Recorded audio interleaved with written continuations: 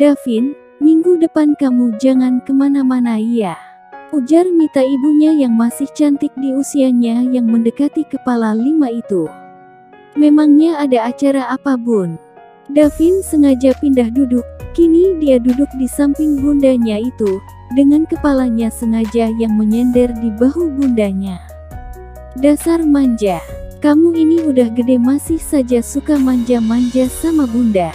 Mita tertawa kecil, mumpung gak ada Dedi, hehe. Ucap Davin. Siapa bilang Dedi gak ada? Tiba-tiba saja suara Raihan, dadinya yang tampan itu memekik dengan nada tidak suka. Davin langsung mendongakkan wajahnya melihat ke arah Dedinya, dengan bibir mencibik. Dengan cepat, Raihan menghampiri istri kesayangannya itu, dan menarik tubuh Davin agar menjauh dari bundanya. Bunda Mita milik Dedi tahu. Kamu cepat nikah sana, biar punya yang bisa diehem-ehemin. Raihan segera memeluk dan mencium pipi Mita penuh sayang. Dasar bucin, ucap Davin, kesal diserobot. Is, dasar kalian ini. Mita geleng-geleng kepala dengan kelakuan anak dan suaminya itu. Cek, kalian ini seperti anak kecil saja. Alan adik Davin yang baru pulang kuliah, segera menghampiri mereka. Mencium punggung lengan ayahnya, ibunya dan Davin kakaknya. Alan memang tidak seperti Davin, yang 90% mirip Raihan kelakuannya. Davin suka tebar pesona dan ngegombal, sedangkan Alan terkesan dingin dan datar. Is dasar robot, Davin mendengus kesal, menoleh ke arah Alan. Daripada kakak suka merayu wanita, dasar playboy. Balas Alan. Kok jadi bertengkar, udah. Mita memisahkan. Memang seperti itulah kedua kakak beradik itu, kerap kali bertengkar namun saling menyayangi. Raihan hanya terkekeh melihat keduanya. Hah, Dedi merasa aneh dengan kamu Al, wajahmu 90% mirip Dedi tapi sifatmu sangat jauh dari Dedi. Ujar Raihan dengan tawa kecilnya. Alan hanya memutar bola matanya malas, dia sudah sering mendengar ayahnya bicara begitu. Lebih baik jangan tiru ayahmu yang playboy itu, sahut Mita sambil mencebikkan bibirnya. Mita membela Alan. Tentu bundaku yang paling cantik. Alan tersenyum hangat, lalu melengos pergi menuju ke kamarnya. Aku mau ke kamar dulu ya. Davin hanya mencibir adiknya itu. Gak seru dong Al, kalau cuma fokus pada satu wanita. Bosen. Alan tak merespon, dia langsung naik tangga menuju ke kamarnya. Bun, ada apa weekend? Davin kini sudah duduk di kursi tepat di depan orang tuanya itu. Raihan duduk nempel ke badan Mita, sambil melingkarkan tangannya di pinggang istri tercintanya itu. Dedi, jangan begitu dong di depanku.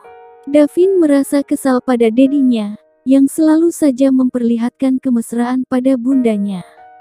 Terkadang membuatnya merasa iri saja. Iri, bilang bro. Raihan menggoda Davin. Mita hanya tertawa kecil. Sedangkan, Davin mendengus kesal mendengar jawaban ayahnya itu. Bun. Davin menatap Mita ingin jawaban serius. Usiamu sekarang sudah memasuki kepala 3, sudah saatnya kamu menikah. Mita berkata serius. Cek, itu lagi.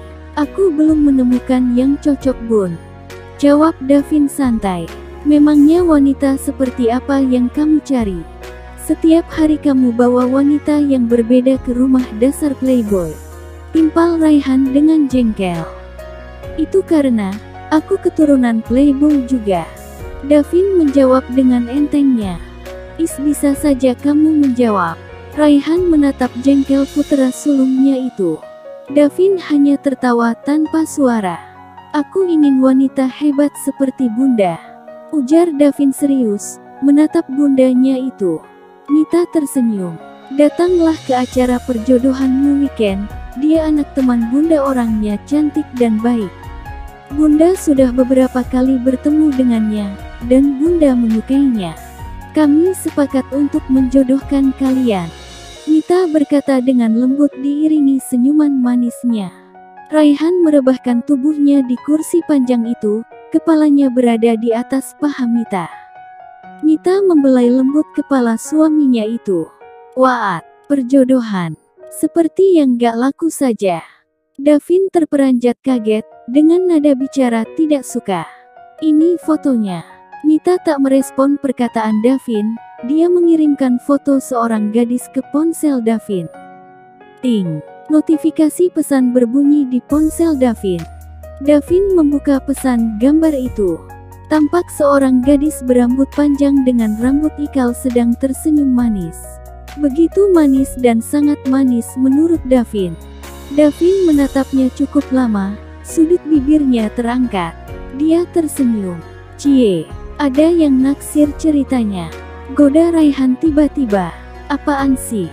Ketemu juga belum? Davin mendengus sebal pada dedinya. Mita dan Raihan tertawa tanpa suara, tentu saja menertawakan Davin. Aku akan datang. Hanya penasaran saja dengan orangnya. Tapi, jangan berharap banyak, aku akan menerima perjodohan ini. Ujar Davin dengan yakinnya. Keputusan ada di tanganmu, kalau suka ya lanjut. Dan, kalau gak suka gak perlu lanjut. Ini hanya perkenalan dulu saja. Ujar Mita dengan lembutnya. Davin mengangguk, lalu menuju ke kamarnya. Di dalam kamar, dia terus memandangi dan menyentuh foto gadis yang ada di ponselnya.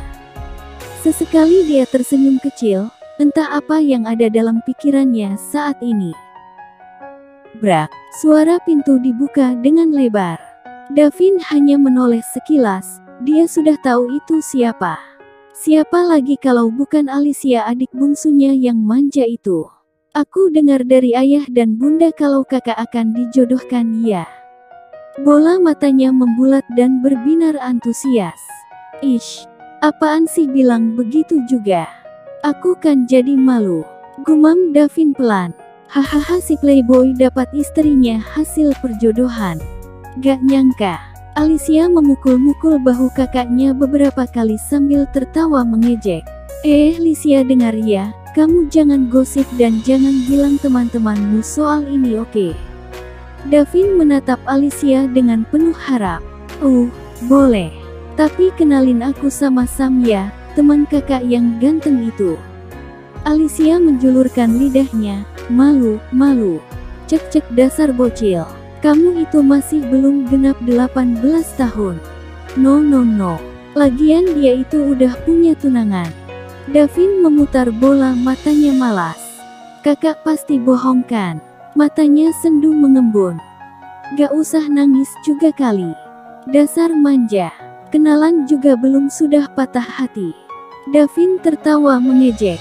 Wah, Alicia langsung berlari sambil menangis keluar dari kamar kakaknya.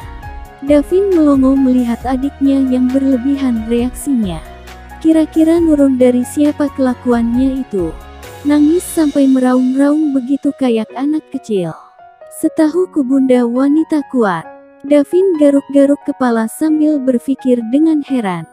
Dia tak tahu, kalau bunda Mitanya juga seperti itu. Suka nangis kejer, apalagi kalau sedang cemburu. Masih ingatkan sama kisah Raihan dan Mita di Obsesi Cinta. Sementara itu, di kediaman keluarga Bu Anggi dan Pak Anggara sedang terjadi perdebatan cukup alot. Ma, aku gak mau dijodohkan pokoknya. Apalagi dia sudah omong. Usianya sudah 30 tahun, beda 8 tahun denganku. Pasti dia sudah tua dan jelek. Renika berteriak dengan kesalnya saat mendengar kata perjodohan dari Anggi mamanya. Jangan sembarangan ya Ren. Dia itu begitu tampan dan mapan. Kamu gak bakalan rugi nikah sama dia. Ujar Anggi mamanya dengan berapi-api. Renika hanya mendengus kesal mendengar perkataan mamanya yang memuji-muji calon jodohnya itu. Iya benar kata mamamu Ren.